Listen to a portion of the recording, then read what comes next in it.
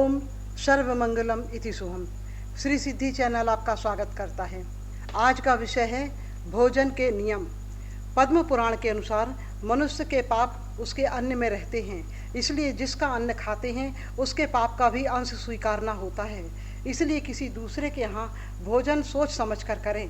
पुराणों में भोजन के बहुत से नियम बताए गए हैं, जिनके कुछ अंश आपके समक्ष प्रस्तुत हैं। जैसे भोजन करने से पूर्व थाली के चारों ओर जल घुमाना चाहिए।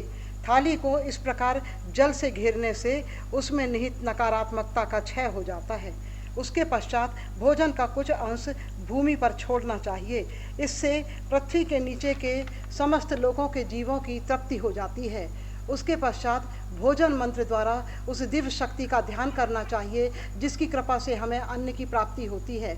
भोजन मंत्र इस प्रकार है: अन्नपूर्णे सदापूर्णे शंकर प्राण बल्लभे ज्ञान वैराग्यम सिद्ध्यर्थम भिक्षामि देहि नमस्तुते।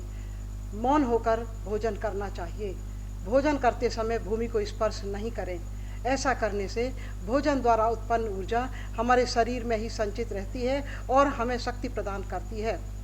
सूर्यास्त के बाद खीर, कढ़ी, महेरी, रायता और खिचड़ी नहीं बनाना चाहिए।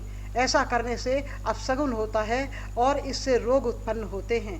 मही में दूध डालकर सेवन नहीं करना चाहिए, वह अभक्ष हो जाता है। नमक एवं रोटी हाथ से हाथ में नहीं देना चाहिए, उसे थाली से थाली में ही परोसें। दूध के साथ मट्ठा एवं नमकीन वस्तु मिलाकर खाना वर्जित है, वह अभक्ष होता है। रात्रि में तेल, दही, मही एवं ठंडे दूध का सेवन करना वर्जित है। इससे यदि दूध का सेवन करना ही पड़े तो उसे गुनगुना कर लेना चाहिए। गुरुवार के दिन कढ़ी, रायता या महेरी नहीं बनाना चाहिए, ऐसा करना अपशगुन होता है।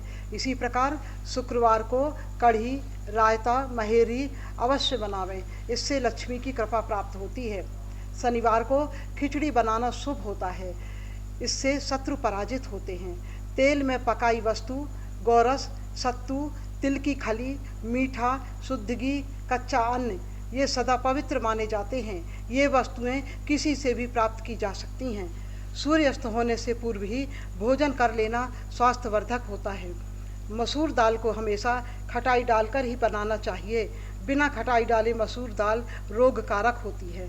चावल में मूंग दाल एवं उड़द दाल दोनों ही एक साथ डालकर खिचड़ी नहीं बनाना चाहिए, क्योंकि ऐसा अशुभ दिनों में ही करते हैं। इसलिए दोनों में से किसी एक दाल का ही प्रयोग कर खिचड़ी बनावें।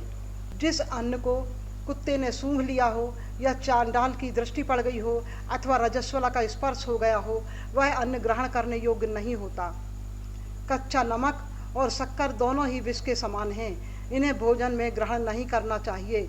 यदि सलाद आदि में नमक की आवश्यकता हो तो काला नमक या सेंधा नमक ही लें। एक आसन में एक पंक्ति में बैठकर भोजन करने से संसर्ग दोष लगता है, और यदि कभी बैठना ही पड़े तो इतनी दूरी रखें कि भोजन करते समय किसी दूसरे का स्पर्श ना हो। इन नियमों का पालन कर भोजन करें। स्वस्थ और सुखी रहें। जय श्री राम।